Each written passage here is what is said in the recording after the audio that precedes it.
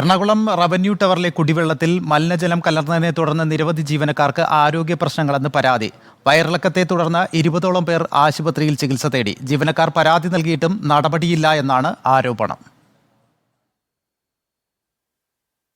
Ernakulam revenue ടവറിൽ കുടിവെള്ളവും മലിനജലവും കലർന്ന് നിരവധി ജീവനക്കാർക്കാണ് വയറിളക്കവും ആരോഗ്യ പ്രശ്നങ്ങളും ഉണ്ടായിരിക്കുന്നത്. ഒരാഴ്ചക്കിടെ പോലീസുകാരുൾപ്പെടെ 20ഓളം പേരെ ആശുപത്രിയിൽ പ്രവേശിപ്പിച്ചു. ഗുരുതര ആരോഗ്യ പ്രശ്നങ്ങൾ ഉണ്ടായതിനെ തുടർന്ന് റവന്യൂ ടവറിലെ ജീവനക്കാരും തൊഴിലാളി സംഘടനാ നേതാക്കളും പരാതി നൽകിയെങ്കിലും നടപടി ഉണ്ടായില്ല എന്നാണ് ആരോപണം. ബാത്റൂമിലെ കക്കൂസിലെ മലിനജലം നല്ല വെള്ളത്തിലേക്ക് കലർന്ന് അവിടെ കുറെ സ്റ്റാഫുകളടക്കം ദേഹാസ്യം അനുഭവിച്ച് ഹോസ്പിറ്റലിൽ അഡ്മിറ്റായി. കൊച്ചിൻ കോർപ്പറേഷന്റെ ഹെൽത്തിൽ നിന്ന് ആൾ വരികയും വന്ന് തീരുമാനമെടുക്കാതെ അവർ കണ്ട് പോവുകയും ചെയ്തു. റവന്യൂ ടവറിൽ ലോട്ടറി ഓഫീസ്, കമ്മീഷൻ ഓഫീസ്, ഷോപ്പുകൾ, ഈ ഷോപ്പുകൾ പല ഷോപ്പുകളും അവിടെ വർക്ക് ചെയ്യുന്നില്ല. പകുതി ഷോപ്പുകളും അവിടെ എല്ലാം തകർന്നു.